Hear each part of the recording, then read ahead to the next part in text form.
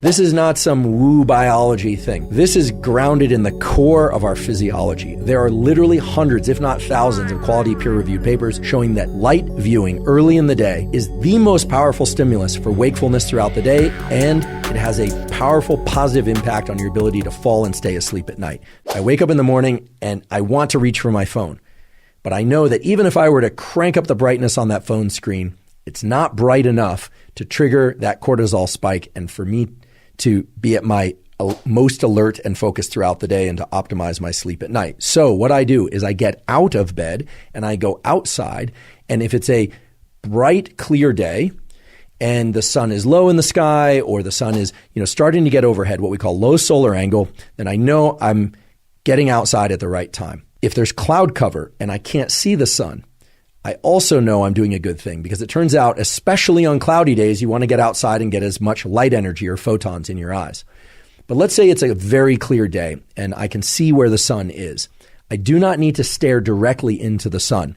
If it's very low in the sky, I might do that because it's not going to be very painful to my eyes. However, if the sun is a little bit brighter and a little bit higher in the sky, sometimes it can be painful to look at. So the way to get this sunlight viewing early in the day is to look toward the sun.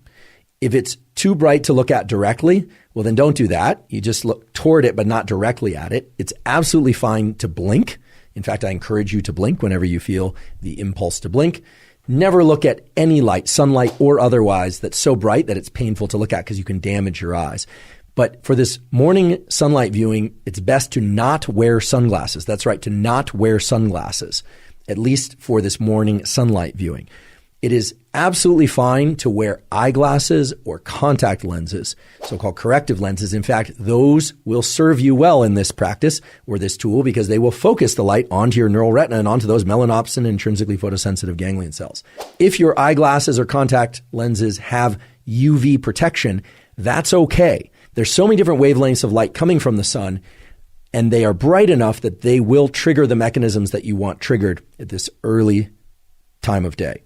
So try and get outside, ideally within the first 5 minutes of waking, or maybe it's 15 minutes, but certainly within the first hour after waking.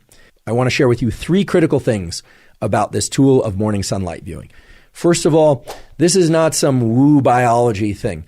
This is grounded in the core of our physiology. There are literally hundreds, if not thousands, of quality peer-reviewed papers showing that light viewing early in the day is the most powerful stimulus for wakefulness throughout the day, and it has a powerful positive impact on your ability to fall and stay asleep at night. So this is really the foundational power tool for ensuring a great night's sleep and for feeling more awake during the day.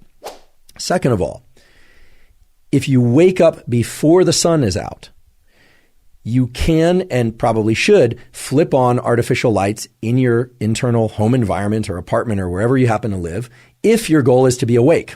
Right? If you wake up at 4 a.m. and you need to be awake, well, then turn on artificial lights. Once the sun is out, however, once the sun has risen, then you still want to get outside and view sunlight. Some of you will wake up before the sun comes out, and if you're asking whether or not turning on artificial lights can replace sunlight at those hours, unfortunately, the answer is no. Unless you have a very special light, we'll talk about what kind of light. The bright artificial lights in your home environment are not, I repeat, are not going to be sufficiently bright to turn on the cortisol mechanism and the other wake-up mechanisms that you need early in the day.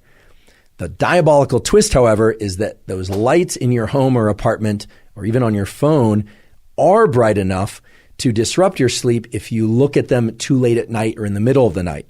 So there's this asymmetry in our retinal, our eye biology, and in our brain's biology, whereby early in the day, right around waking, you need a lot of light, a lot of photons, a lot of light energy. And artificial lights generally just won't accomplish what you need them to accomplish. But at night, even a little bit of artificial light can really mess up your so-called circadian, your 24-hour clocks, and all these mechanisms that we're talking about. So if you wake up before the sun is out and it's still dark, please turn on as many bright artificial lights as you possibly can or need, but then get outside once the sun is out. On cloudy days, you especially need to get outside. I repeat, on cloudy days, overcast days, you especially need to get outside and get sunlight. You just need to get more of it. Now, how much light and how much light viewing do you need? This is going to vary depending on person and place, literally where you live on Earth, whether or not there's a lot of tree cover, whether or not you're somebody who has sensitive eyes or less sensitive eyes. It's really impossible for me to give an absolute prescriptive, but we can give some general guidelines.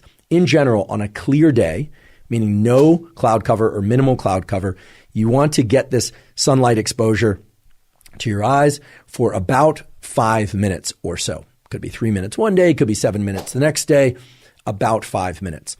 On a day where there's cloud cover, so the sun is just peeking through the clouds or it's more dense cloud cover, you want to get about 10 minutes of sunlight exposure to your eyes early in the day.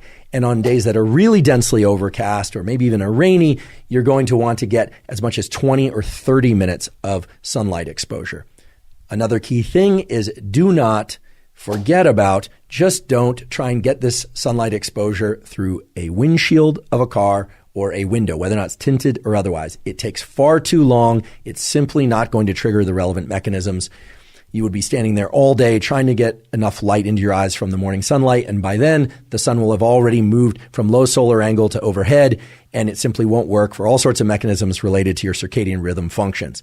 So just don't try and do it through a windshield, sunglasses, or a window.